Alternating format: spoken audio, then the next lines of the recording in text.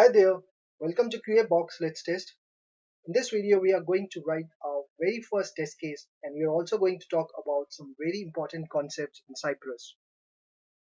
Cypress is built on top of Mocha, which is one of the very famous JavaScript test framework. It makes use of Mocha BDD interface. In the manual testing as well, we organize our test cases and we categorize them based on their purpose. We call them either sanity test, regression test, release test, and so on. In Mocha, we can organize our test cases inside different suites. So suite is nothing, it is a collection of similar test cases. So Mocha BDD interface provides us methods at suite and test level. To create a suite, we use describe or context functions. To create test cases, we use it or specify methods. We also have different hooks available into Mocha, and we can use the same in Cypress as well. So before and after hooks are executed at the suite level, means once per suite.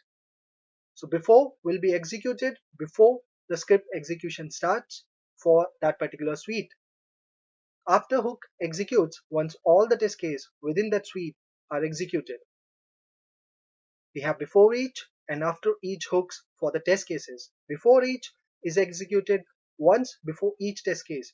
After each gets executed once after each test case in that suite. So you could see we have describe block, which has got two arguments. First one is the name of the test case and second one is the callback function. It block also has two arguments. First one is the name of the test cases, and then we have this callback function.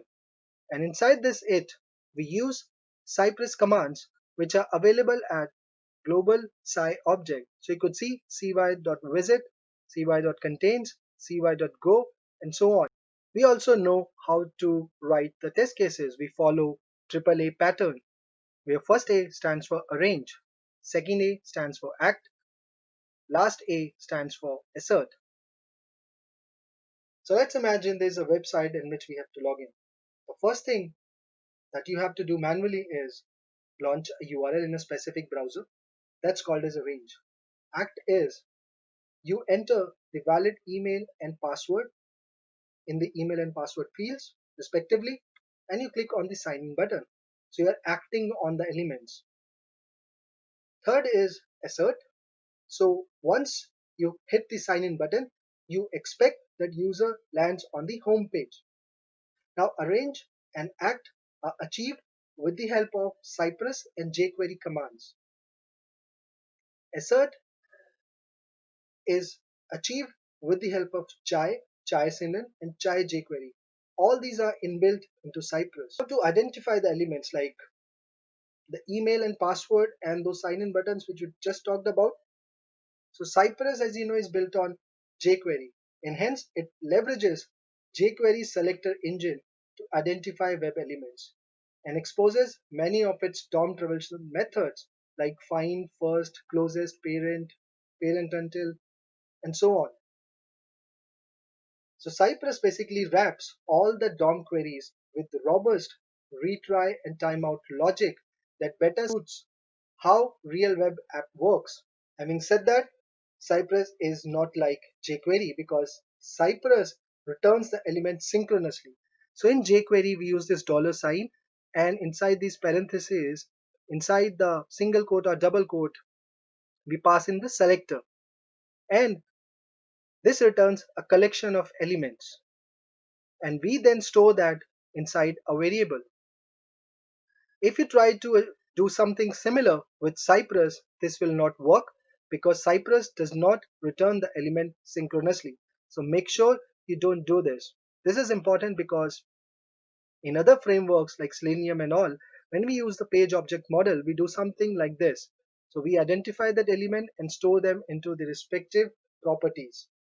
In Cypress, we have three different types of command available at the global sci object. Parent command, which always begins a new chain of command. Some examples are cy.visit, cy.get, and cy.request, etc. Child command always chained of a parent command or another child command. For example, you first identify the element and then you want to click on it. You identify the element, you want to type something into that. So you first have to identify that element. Hence, a child command. When you identify the DOM elements, when you visit a page, when you make an HTTP request, these are parent commands. These parent commands, they don't return the object, they yield the object, and we call that as subject. Now these commands, the child command, they act on the previously returned subject. Dual commands can either start a chain of commands or be chained off on an existing one. For example, cy.contains. So contains basically when you want to identify an element based on the text, then you use this command cy.contains. You can also say cy.get, then you identify collection of elements, and within that collection, if you have to find an element using its text, you go for contains, cy.get dot contains. So you can chain commands. Now let's write our first test case. So we have to use describe and it. You can also mix it with, you can say describe and specify, and you can say context and it. Choice is yours. So we say describe. We have got three overridden methods and we have to select the second one. Let's give it the name. We say login suite, and then second is the callback function. Let me just take a copy of it and say it instead of describe and login test. So our structure for the first test case is ready. Let me save this and execute it. Let's see what are we going to see. The test runner. So we see the name of the suite and the name of the test case. We have not issued any commands yet, so therefore this section is empty, but our test case is showing as passed. So let us look at the application that we are going to use for this video. So this is the website that we are going to use, Conduit. Click on the sign in. You'll be landed on the sign in page, and then you have to provide in the email, the password. You click on sign in, and then you would be landed on this page, and on this page we are going to assert this text. That's the test that we have to write. So we said cy.visit is used to launch the browser. Let us organize that in the arrange, act, and assert order. So to act we say cy.get, and inside that we are going to pass in the selector dot, we have to type. For type we have this command type. Let us grab this link. So in cy.visit, let us paste this URL. So let us identify this element. This element is of type input and type is equal to email. So let us find this. Input type is equal to email.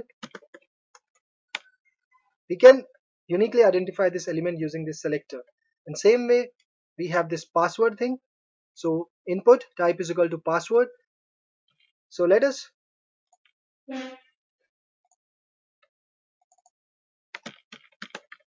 provide those selectors. Let us provide in the data now. Let us identify this button. So this is the selector for button. Let us click on it. Let me save this.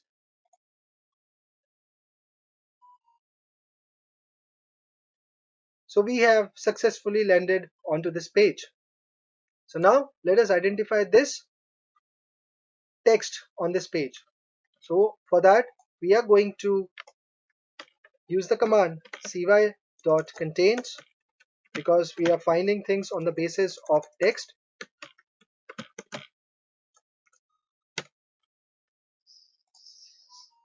Let us save this, run this again. Alright, so our test case is passing. So we have not written any assertions yet, but Cypress commands have got built-in assertions. For example, cy.visit expects the page to send text/HTML content with a 200 status code. cy.request is something that we are going to cover in the API testing using Cypress. This command also has a built-in assertion, and this command expects the remote server to exist and provide a response. cy.contains expect the element with content to eventually exist in the DOM. cy.get expects the element to eventually exist in the DOM. Find as well. Type command expects the element to eventually be in a typeable state. Click command expects the element to eventually be in a actionable state. So basically, Cypress provides a lot of default assertions.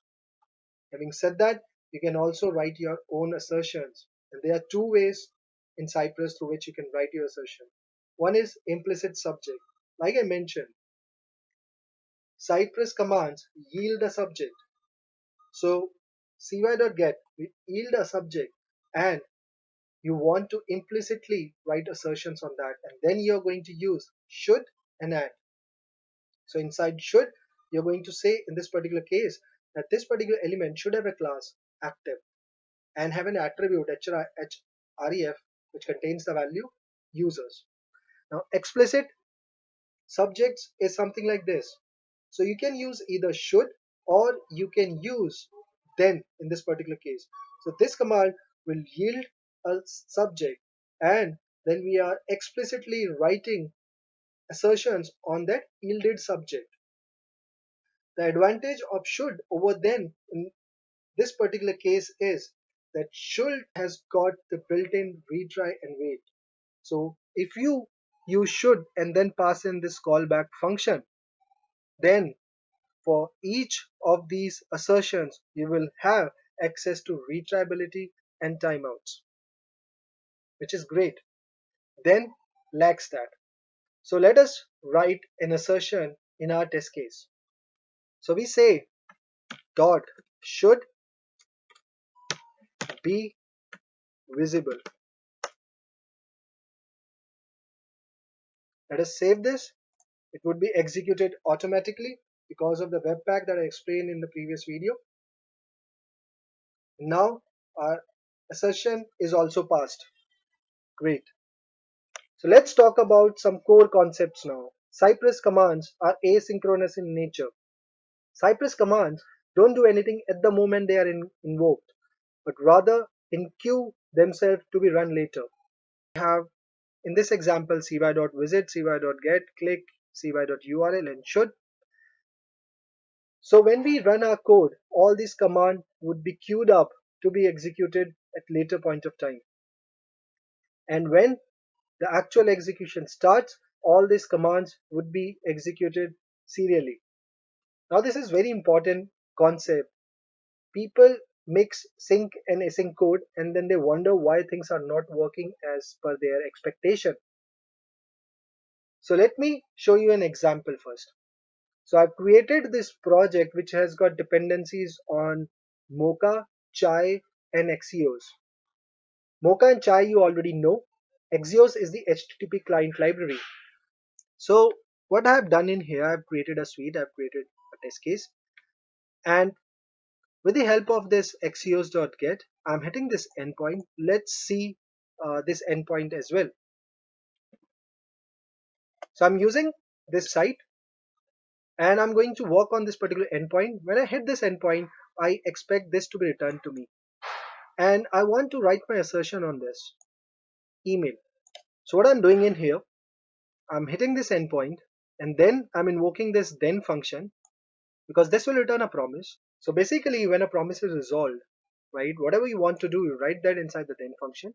And if the promise is rejected and there's some error, we catch that error inside the catch block. And already covered this done in my video on Mocha, how to write asynchronous test cases. But let's not concentrate on that. Let's understand what will happen when we start mixing the sync and async code.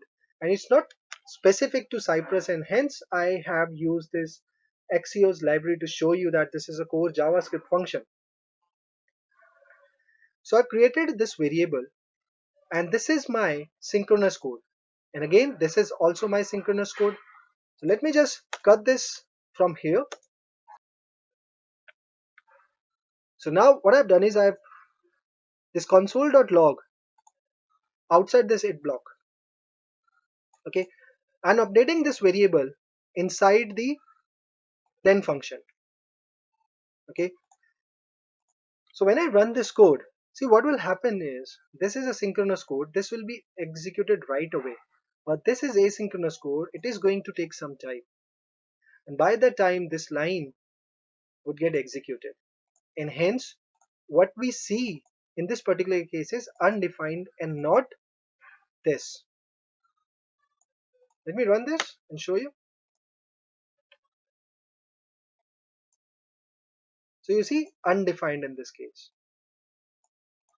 They might have expected that you will see this. And also, this expectation, this assertion is passed, right? But this is still showing me undefined. Again, the reason is very simple. This is asynchronous code. And if you want to mix this sync with async, you have to find the right place. And the right place for that is this then. So if I write this console.log statement inside my then block and then execute this, now you would see the proper value. See, it is no longer undefined. So if this concept is clear, then you have to follow this concept in Cypress as well. So let's understand this example as well. So herein what we are doing is again the same thing. We have created a variable which is a synchronous code, and again this line is also synchronous. This is a promise and it is going to take some time before it's being resolved, right? But by then these lines of code would have been executed and hence you will see undefined when you do this. The correct usage is just move this code inside then block and then you would see the correct text. Next concept is Cypress commands are like promises. So we said Cypress commands are first encoded and then executed later, just like adding promise to a chain of promises. Now what is the difference? The difference is you cannot raise or run multiple commands at the same time in parallel. You cannot accidentally forget to return or chain a command. You cannot add a catch error handler to a failed command. So in case of Axios, we added the catch. You can't do that in Cypress. So one last thing, you can use this syntax when you say function and those parentheses, and you could also use the fat arrow syntax. Then what is the difference in there? Let us understand that as well. So we say cy.log, and herein I just say this. We save this, and in here you could see it's an object which has got underscore runnable and test property. Okay, let me click on this, open the console, and in here you could see the context. So it has got test and this runnable. So if I say this dot test dot title, and let me just take a copy of it and let me print one more property, and which is parent dot title. So if I just save this, so now you could see the first is the name of the test suite, second is the name of the test case, and there are many more properties like this available. Let me save this and run this again. So we have access to all these different things available on this object. Okay, now if I change it to fat arrow syntax and if I run this, let's see what would happen. Cannot read property parent of undefined. So we do not have access to this anymore. Now it depends upon your requirement. If you have to access the Cypress context, you have to use this, and for this to work you have to use function syntax for callbacks. If you use fat arrow, you no longer has access to this. Okay, it's very important. Let me create one more test case using one of the extensions installed on my system. So you see by default it uses this fat arrow syntax, and in here I say second test, and as we have already seen, do not have access to this anymore. So let me run this. Now you see two test cases in here under that sweep, and second one is failed because cannot read property parent of undefined. So if you want to use this, make sure that you inform your peers to use this particular syntax, because chances are they also might have installed these extensions onto their system. Thank you so much.